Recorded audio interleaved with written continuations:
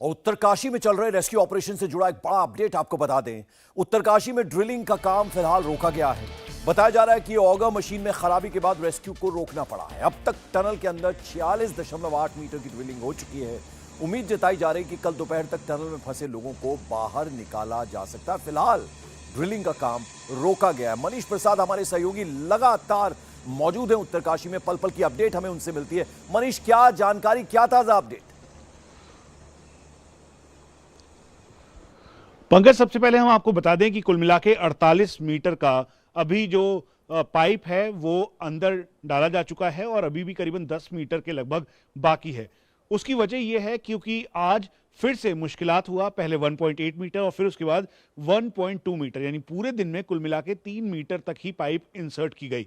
उसकी वजह थी जो आप तस्वीरों में इंडिया टीवी के पास एक्सक्लूसिव फुटेज मौजूद है उसमें भी दिखाई दे रहा है। जो मशीन थी जिसे सीटीए मशीन कहते हैं, साधारण शब्दों में आप समझ लीजिए जो ट्रैक होता है ऑगर मशीन के लिए, और पाइप के जरिए पाइप का ट्रैक जिसके जरिए उसे आगे धकेला जाता है और मलबे के अंदर ढकेलते हुए वो आगे बढ़ता है। उस ट्रैक के जो नट्स और बोल्ट थे वो पूरी तरह से टूट गए और फिर उसके साथ साथ जो ऑगर मशीन थी जो इसमें पूरा होल्ड कर रही थी, दरअसल उसमें भी खराबी हुई। और इसीलिए अब आरओसी मशीन यानी एक तकनीकी मशीन के जरिए जो इस मशीन का दूसरी मशीन का बोल्ट ठीक किया जा रहा है, उसको ठीक करने के साथ करीबन 4 से 5 घंटे का वक्त लगेगा और फिर उसके बाद अमेरिकन ऑगर मशीन को भी एक बार फिर से तैयार किया जाएगा ताकि जो 10 मीटर का अभी भी बचा हुआ वो एरिया है जहां पर पाइप इंसर्ट नहीं हो पाया है वो हो सके। तो ये 10 मीटर बेहद निर्णायक है और इसीलिए जो एक्सपर्ट्स और साथ में जो secretary ministry of road and transport हैं उन्होंने हमें बताया कि करीबन 10 से 15 घंटे का वक्त लगेगा जब ये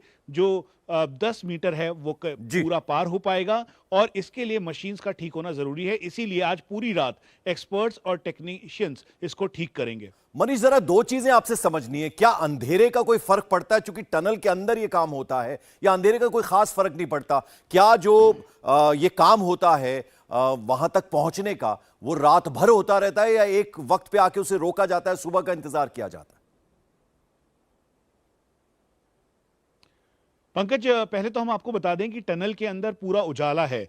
जो अलास्का लाइट्स हैं जो कि बड़ी बड़ी हैलोजन लाइट्स, आप उसे साधारण शब्दों में समझें, वो वाइट लाइट है, उसमें पूरी विजिबिलिटी है और उसी वजह से जो काम है वो अभी चल रहा है। और मेन सिलक्यारा टनल के एंट्री पॉइंट से 200 मीटर तक जहां पर इस समय ये काम चल रहा है, उसके बाद मलबा है जो कि 57 मीटर का मलबा है। लेकिन आप ये दोनों तरफ से आपको समझना होगा कि जो सिलक्यारा टनल में इस समय काम चल रहा है वो पूरी रोशनी में चल रहा है और वहां पे पूरी क्लैरिटी के साथ एक्सपर्ट्स की टीम, भारतीय सेना की टीम, एनडीआरएफ, उसके अलावा आरवीएनएल और एनएचआईडीसीएल के लोग काम कर रहे हैं ताकि इस मशीन को ठीक किया जा सके। जो एक्सक्लूसिव फुटेज हमारे पास मौजूद है उसमें भी ये दिखाई दे रहा है कि मशीन का जो बोल्ट है उसे ठीक किया जा रहा है। उसी के साथ में पैसेज में जो प्री कास्ट कल्वर्ट है जो उसे बंकरनुमा बनाया गया है ताकि उसके जरिए बात किया जा सके माइक्रोफोन के जरिए।